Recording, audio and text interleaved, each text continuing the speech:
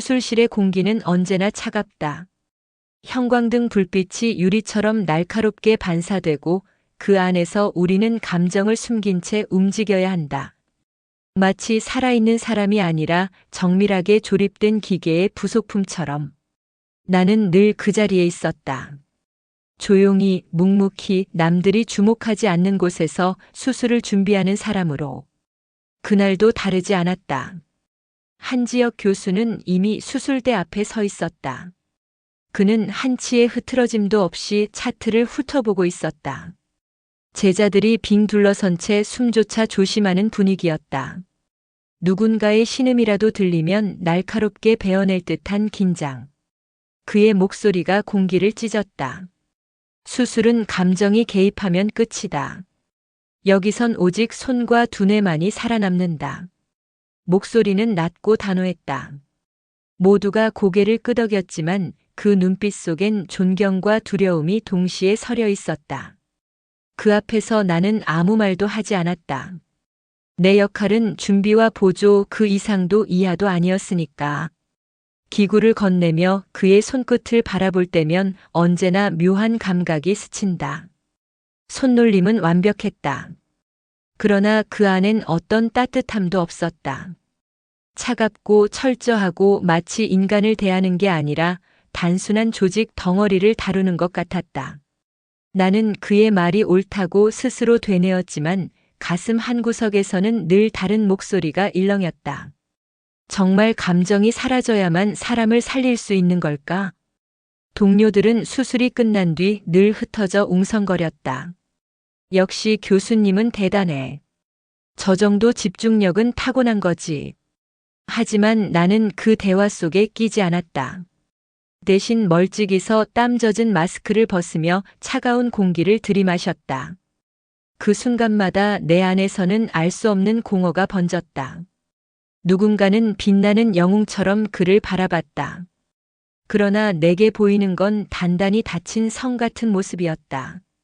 그 성벽 너머로 아무도 다가가지 못했다. 나는 그 벽에 손끝이라도 닿을 수 있을까? 아니면 영원히 그림자 속에 머무를까? 스스로에게 물었지만 대답은 돌아오지 않았다. 그날 수술실의 조명이 유난히도 차갑게 빛났다. 그것이 단순한 착각이었을까? 아니면 다가올 사건을 미리 알리는 예고였을까? 나는 알지 못했다. 다만 오래전부터 내 안에 잠들어 있던 무언가가 그 순간 미세하게 몸을 틀며 깨어나고 있다는 것을 느낄 뿐이었다. 병원은 늘 분주했다. 환자의 울음, 보호자의 절박한 목소리, 기계의 삑삑거리는 경고음이 하루 종일 이어졌다. 그 속에서 나는 묵묵히 움직였다. 이름조차 크게 불리지 않는 작은 톱니바퀴처럼. 의사들은 늘 환자 이름과 질환만 입에 올렸다. 그 곁에서 환자의 손을 잡아주는 건 우리였지만 누구도 오래 기억하지 않았다. 나는 늘 같은 자리에 있었다. 환자의 눈높이에서 그들의 두려움을 덜어주며. 하지만 내 존재는 기록되지 않았다. 간호사 한지안. 명찰 하나로만 남는 이름. 그게 전부였다. 그날도 환자의 상처를 정리하다가 바늘과 실을 들었다. 출혈은 심하지 않았지만 조직이 미세하게 갈라져 있어 봉합이 필요했다. 다른 동료가 물끄러미 나를 지켜보다가 말했다. 지안 씨, 꿰매는 방식이 특이하네. 마치 외과 전문의 같아 보여. 나는 순간 멈칫했지만 곧 담담하게 대답했다. 어릴 때 배운 거예요. 저만의 방법이죠. 대수롭지 않게 흘려보냈지만 마음속은 파문처럼 흔들렸다.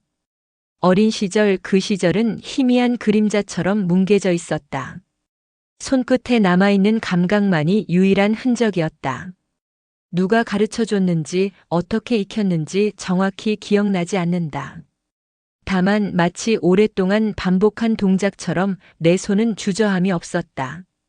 지안 씨 정말 신기해. 마치 누군가 제대로 훈련시킨 것 같아. 동료의 말이 내 귓가를 맴돌았다.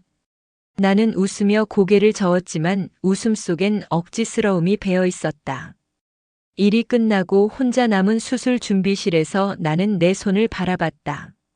섬세하고 빠른 움직임, 그 속에 스며든 익숙한 리듬. 정말 어릴 적 누구에게 배운 걸까? 아니면 단순히 오래 반복한 습관일 뿐일까?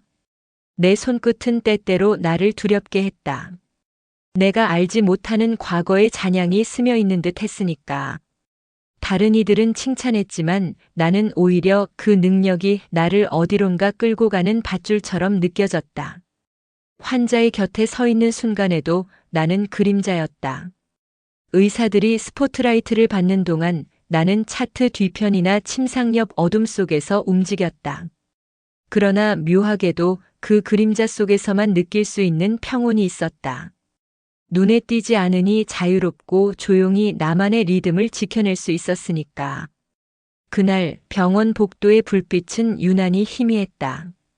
그러나 그 희미한 불빛 속에서조차 내 손끝은 여전히 빛나고 있었다. 그것이 축복인지 저주인지는 아직 알 수 없었다. 다만 언젠가 이 능력이 내 삶을 흔들 거라는 예감만이 뚜렷하게 다가왔다. 병원 구석, 사람들이 잘 찾지 않는 낡은 복도 끝에 오래된 앨범장이 놓여 있었다. 처음엔 단순히 호기심 때문이었다. 잠시 쉬는 시간, 무심코 그 앞을 지나치다 먼지 쌓인 책자가 눈에 들어왔다. 아무도 신경 쓰지 않는 듯 했지만 나는 이상하게도 그 자리에 발이 붙잡혔다. 손끝으로 표지를 넘기자 오래된 종이에서 특유의 바랜 냄새가 피어올랐다. 사진마다 희미한 미소와 옛 기억이 묻어 있었다. 나는 천천히 장을 넘기며 멈춰섰다. 그 속에서 낯선 친숙함이 불쑥 튀어나왔기 때문이다. 젊은 시절에 한지혁 교수가 서 있었다. 수술복 대신 평범한 셔츠 차림, 웃음을 머금은 얼굴. 그 곁에는 한 아이가 있었다.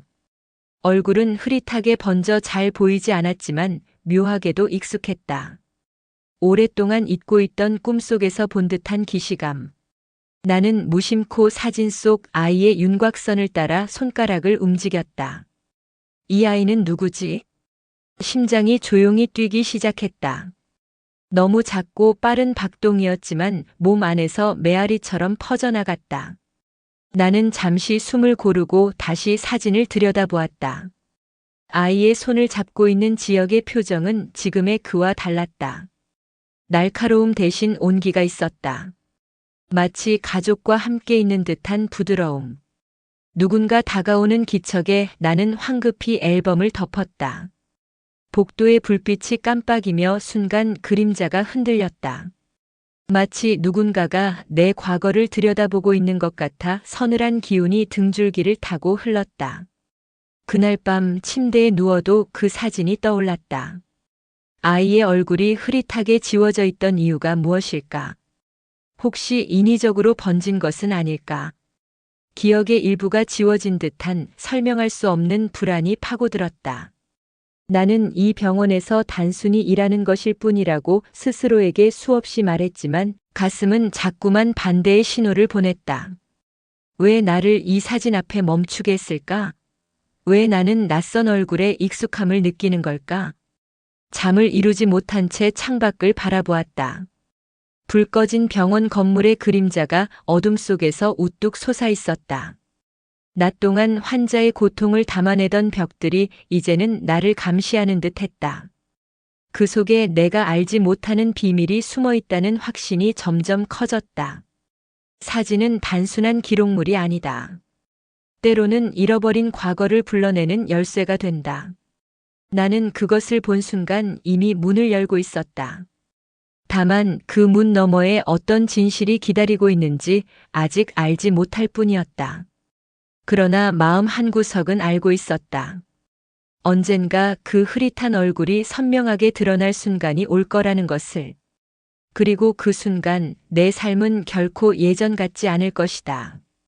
그날 아침 병원 공기는 평소와 달랐다. 복도마다 발걸음이 빨라졌고 간호사들 얼굴엔 굳은 긴장이 번져 있었다. VIP 환자가 실려온다는 소식은 이미 직원들 사이에 퍼져 있었다. 이름도 정확한 사연도 공개되지 않았지만 병원 전체가 비상체제에 들어갔다. 나는 수술실을 정리하며 차가운 기구들을 하나씩 배치했다. 철제 트레이 위에 놓인 메스, 가위, 겸자는 어느 때보다도 빛을 날카롭게 반사했다. 마치 곧 다가올 무언가를 예고하는 듯 했다. 손끝이 차갑게 얼어붙는 기분을 느끼며 심호흡을 했다. 잠시 뒤 문이 열리고 한지혁 교수가 들어섰다. 그는 이미 상황을 꿰뚫고 있는 듯 담담했다. 그러나 눈빛은 평소보다 더 매서웠다. 오늘은 작은 실수 하나도 허용되지 않는다. 각자 자리에서 최선을 다해라. 그 한마디에 공기가 무겁게 가라앉았다. 동료들은 고개를 끄덕였지만 목소리조차 내지 못했다. 나는 멀찍이서 그의 손길을 바라보았다.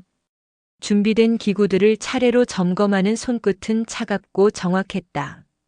그 손이 생명을 살리는 동시에 누군가의 운명을 단칼에 갈라낼 수도 있다는 사실이 서늘하게 다가왔다.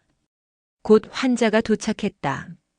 마스크와 장비로 가려져 있었지만 고위 인물이라는 건 누구나 알 수 있었다. 수술이 시작되자 처음엔 익숙한 절차가 이어졌다. 나는 필요한 도구를 건네며 그의 지시에 따랐다.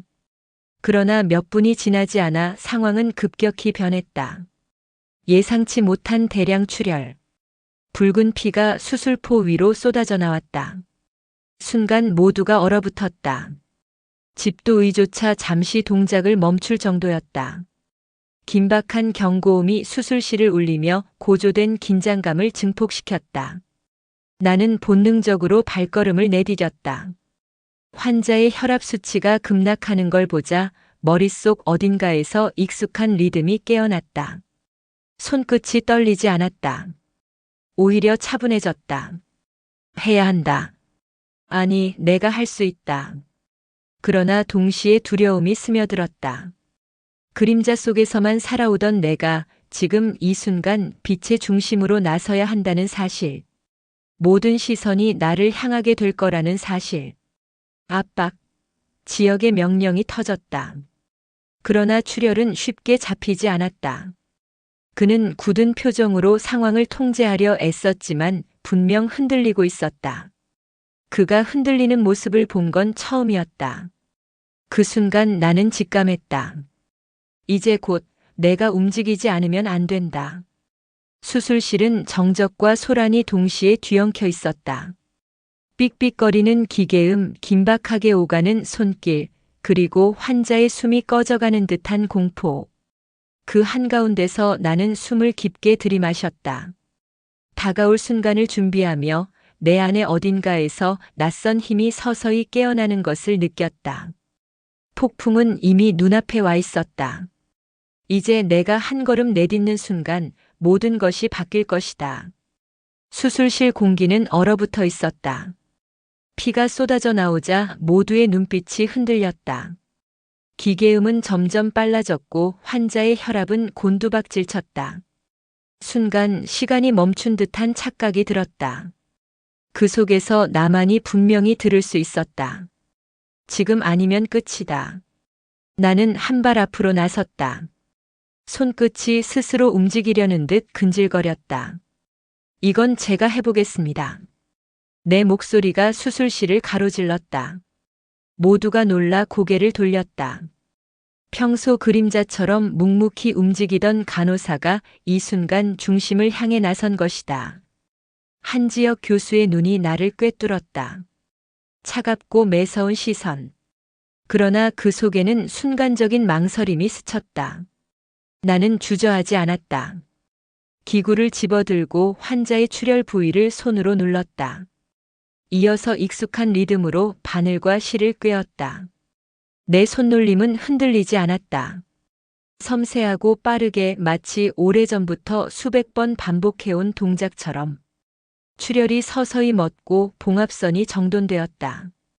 차갑던 공기 속에서 오직 내 손끝의 감각만이 살아있었다. 뒤에서 누군가 숨죽이며 중얼거렸다. 저건 무슨 방식이지? 그러나 내 귀엔 아무것도 들리지 않았다. 나는 그저 집중했다. 혈관이 터져나가는 틈새를 봉합하며 조직을 이어붙였다. 내 손은 나보다 먼저 알고 있었다. 그리고 순간 한지혁 교수의 낮은 목소리가 들렸다. 저건 내가 딸에게만 가르쳤던 방법인데. 심장이 덜컥 내려앉았다. 그러나 손은 멈추지 않았다. 마지막 매듭을 지으며 봉합을 마쳤다.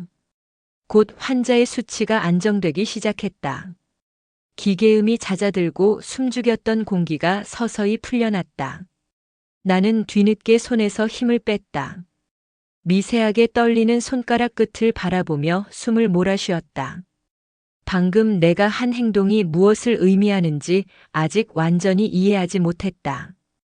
다만 그 순간만큼은 내가 누구인지, 왜 이 손끝에 그런 힘이 깃들었는지를 묻지 않았다. 오직 살려야 한다는 의지뿐이었다. 지역 교수는 여전히 나를 바라보고 있었다. 차갑던 눈빛은 놀라움과 혼란으로 뒤섞여 있었다. 나는 그 시선을 피하지 않았다. 오히려 담담하게 마스크 너머에서 그를 응시했다. 내가 그림자 속에만 머물 수는 없다는 걸 이제야 깨달았다. 내 손은 이미 빛을 향해 나아가고 있었다. 그러나 동시에 알 수 없는 두려움이 피어올랐다. 내가 지금 열어버린 문은 과연 어떤 진실로 이어져 있을까? 수술이 끝났다는 안도감이 밀려오기 무섭게 방 안의 공기는 한층 무거워졌다. 환자의 심장 박동이 안정된 순간에도 내 심장은 거칠게 뛰고 있었다. 피냄새와 소독약 향이 뒤섞인 공기 속에서 한지혁 교수의 시선이 날 향하고 있음을 느낄 수 있었다. 그것은 존경도 호기심도 아닌 날카롭게 꿰뚫어보는 듯한 눈빛이었다. 너. 그는 짧게 불렀다. 단 한 글자였지만 수술용 장갑보다 더 차갑게 내 피부를 파고들었다. 나는 장비를 정리하며 일부러 시선을 피했다. 간호사로서 매일 해오던 일이었지만 손끝이 미세하게 떨렸다. 모든 동료들이 환호하거나 안도하는 그 순간에도 나와 교수 사이에는 설명할 수 없는 정적이 흘렀다. 그는 다가와 내 앞에 섰다. 방금 내가 한 봉합법. 잠시 숨을 고르는 그의 목소리엔 놀라움이 섞여 있었다. 그건 내가 가르쳤던 방식이다. 근데 너한테 가르친 적은 없는데. 심장이 한순간 얼어붙는 느낌. 나는 무언가를 해명해야 한다는 걸 알았지만 동시에 이 순간이 언젠가는 찾아올 거라는 것도 알고 있었다. 지금까지 숨어 지켜온 진실이 결국 문을 두드린 것이다. 저는 목소리가 떨렸다. 마치 수술대에 선 환자처럼 불안정했다. 그러나 더는 피할 수 없었다. 한지안입니다. 그냥 환자를 살리고 싶었던 사람일 뿐이에요. 아니. 지역 교수는 고개를 저었다. 내가 누구인지, 왜 내 앞에서 그런 기술을 쓰는지. 그게 문제다. 나는 침묵했다. 그의 시선은 여전히 날 놓아주지 않았다. 오래전 잊힌 기억을 더듬는 듯 그의 눈은 흔들리고 있었다. 마치 내 안에서 익숙한 그림자를 본 듯한 표정이었다. 그 순간 머릿속에 오래된 기억이 스쳐갔다. 병원 구석에서 우연히 본 낡은 사진. 젊은 시절의 교수와 그 곁에 서 있던 어린아이. 흐릿하게 찍힌 얼굴이었지만 나는 본능적으로 알 수 있었다. 그 아이가 바로 나였음을. 교수님. 나는 천천히 숨을 내쉬었다. 그 사진 속 아이 기억하시나요? 항상 교수님 옆에 서 있던 그 아이. 지역의 표정이 굳어졌다. 손가락이 떨렸고 차갑던 목소리에 금이 갔다. 그럴 리가 없어. 나는 고개를 끄덕였다. 이제는 숨길 수 없었다. 맞아요. 그 아이가 바로 저예요. 당신의 딸 한지안. 수술실 불빛 아래 침묵이 길게 흘렀다. 기계음조차 멀어지고 오직 두 사람의 숨소리만 공간을 채웠다. 그의 눈동자에 스친 감정은 믿을 수 없는 충격, 그리고 오래된 상처가 고개를 드는 듯한 고통이었다. 나는 손을 가볍게 움켜쥐며 속으로 다짐했다. 오늘 이 순간이 결국 우리 둘의 삶을 바꿔놓을 거라고. 그의 눈동자는 마치 오래된 유리처럼 금이 간 듯 흔들리고 있었다. 차갑게만 보였던 권위자의 얼굴이 지금은 낯선 아픔으로 일그러져 있었다. 나는 그의 입술이 무언가를 말하려 떨리고 있음을 보았다. 하지만 쉽게 소리가 나오지 않았다. 지안 그가 처음 내 이름을 불렀다. 차갑던 목소리는 사라지고 죄책감과 슬픔이 뒤섞인 목소리만이 남았다.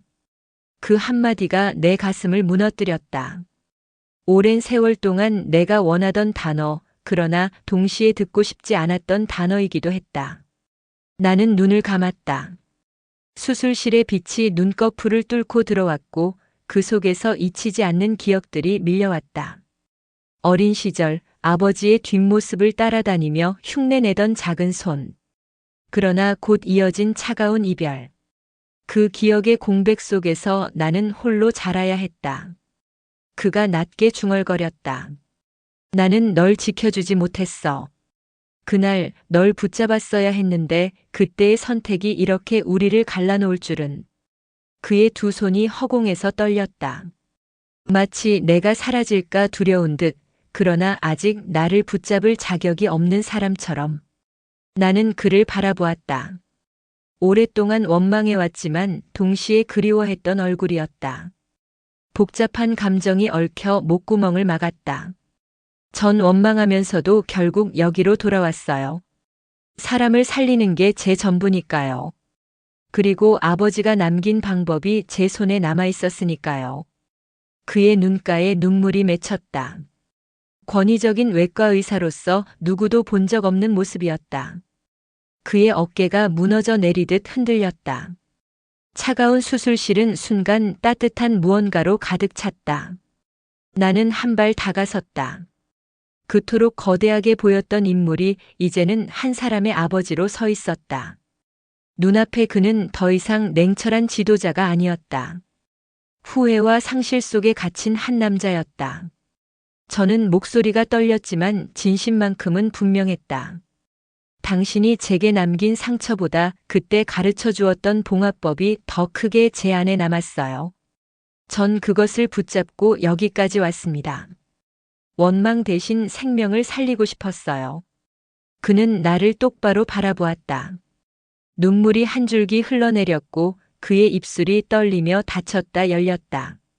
말보다 강한 감정이 그 사이에서 터져나오고 있었다. 순간 나는 알 수 있었다. 지금 이 방 안에 있는 건 단순한 의사와 간호사가 아니라 잃어버린 가족이었다. 수술이 끝난 자리에 남은 건 환자의 생명만이 아니라 우리 사이의 오래된 균열이었다. 그리고 그 균열은 이제 감정의 폭발 속에서 조금씩 메워지고 있었다. 수술실은 이미 정리되어 있었지만 공기 속에는 아직도 피와 소독약의 냄새가 묻어 있었다. 환자는 안정된 상태로 회복실로 옮겨졌고 기계의 일정한 박동음만이 남아 있었다. 그러나 내 마음속에서는 전혀 다른 울림이 커져가고 있었다. 아버지와 나 그 둘 사이의 침묵은 마치 또 하나의 수술처럼 무겁고 날카로웠다. 그는 한동안 말을 잇지 못했다. 고개를 떨군 채 오래된 그림자와 싸우는 듯 보였다. 강단 위에서 수많은 제자를 지도하며 흔들림 없이 버텨온 그가 지금은 마치 작은 아이처럼 흔들리고 있었다. 나는 그 모습을 외면할 수 없었다. 수술은 감정이 개입하면 끝이다. 그의 옛말이 내 귀에 메아리처럼 울렸다. 늘 냉철하게 되뇌던 그 문장. 하지만 지금 그는 감정 그 자체로 무너져 있었다. 아이러니하게도 그가 경계했던 감정이야말로 우리를 다시 잇는 다리가 되고 있었다. 나는 조심스레 입을 열었다. 아버지가 말했던 그 문장 전 늘 이해하지 못했어요. 하지만 지금은 알 것 같아요. 감정이 수술을 망칠 수도 있지만 감정이 없었다면 전 이 자리에 없었을 겁니다. 그의 눈이 천천히 나를 향했다. 거기엔 고통과 안도 그리고 미약한 희망이 동시에 담겨 있었다. 나는 그의 앞에 한 걸음 더 다가섰다. 저는 감정 때문에 남았습니다. 환자를 살리고 싶다는 마음, 그리고 언젠가 아버지를 마주하고 싶다는 마음. 그게 지금의 저를 만들었어요. 그는 두 손을 떨며 내 어깨에 올렸다. 차갑던 손끝이 이 순간만큼은 따뜻하게 느껴졌다. 지아나, 내가 이렇게 잘한 걸 보니 내가 얼마나 많은 걸 놓쳤는지 알겠다. 이제라도 그의 목소리가 흔들렸지만 진심이 묻어 있었다. 다시 시작할 수 있을까? 나는 눈을 감고 천천히 고개를 끄덕였다. 마음속 깊은 곳에서 응어리진 무언가가 풀려나갔다. 오랜 세월 쌓였던 원망은 완전히 사라지지 않았지만 그 자리에 새로운 무언가가 싹트고 있었다. 수술실 불빛이 차갑게 반짝였지만 그 빛 속에 우리는 더 이상 두 사람의 타인이 아니었다. 생명을 살리는 자리에서 우리는 가족의 인연까지 되살려내고 있었다. 그리고 나는 깨달았다. 수술대 위에서 환자의 생명을 붙잡는 것처럼 사람의 관계도 결국 붙잡아야만 살아난다는 것을. 나는 다시 한번 다짐했다. 앞으로는 환자의 삶만이 아니라 우리 가족의 삶도 함께 지켜내겠다고. 그 순간 수술실 안은 긴 침묵 속에서도 이상하리만큼 따뜻했다. 차가운 기계음조차 마치 새로운 심장 박동처럼 들려왔다. 그리고 나는 알았다. 오늘 이곳에서 단 한 번의 수술만이 아니라 우리 가족의 두 번째 삶이 시작되었음을. 오늘의 이야기를 마칩니다. 아직 백세를 찾아주신 고마운 분들께 좋은 일만 가득하시길 바랍니다. 무료로 할 수 있는 구독과 좋아요 부탁드립니다. 감사합니다.